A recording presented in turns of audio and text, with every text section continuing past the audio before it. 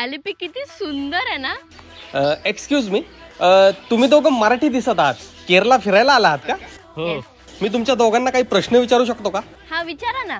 तुमच्या दोघांमध्ये सगळ्यात जास्त ट्रॅव्हल कोणी केले? हे काय हिने बस मध्ये कंडक्टर होती ना. इंटर्नशिप केली होती मी फक्त. कुछ भी. हा तेच ते. तुमच्या दोघांमध्ये फिरायला गेल्यानंतर फालतूची शॉपिंग कोण करतं? हे काय? हा, गेल्या वेळेस आम्ही नेपाळला गेलो होतो. तिथल्या एका नेपाळीच्या बेंबीतला कापूस प्रीमियम कॉटन म्हणून ह्यांनी 5,000ला विकत घेतला.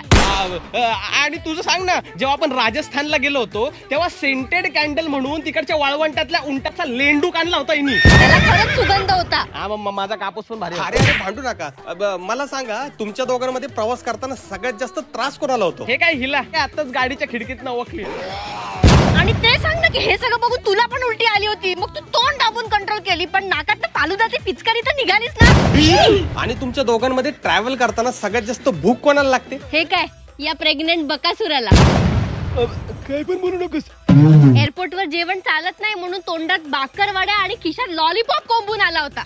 आणि तू केसांच्या बो मध्ये जिलेबी लपवून आणलेली ते सांग ना. अरे आता परत भांडू नका. आता शेवटचा प्रश्न, मला सांगा, ही ट्रिप प्लॅन कोणी केली होती? मी सगळं बुकिंग पासनं ट्रॅव्हल, हॉटेल स्टे सगळी आयटिनरी मी प्लॅन केली होती. गप खोटारड्या. ही अख्खी ट्रिप आहे ना मिट्टू वर्ल्डनी प्लॅन केली आहे. आणि हे फक्त 16,000 पर पर्सन मध्ये मुन्नार, टेकडी, अलेपी, थिरुवनंतपुरम सगळं फिरवतात. आणि त्याच्यामध्ये 3 star hotel, breakfast, dinner, travel आणि ट्रेन तिकीट पण इन्क्लुडेड आहे.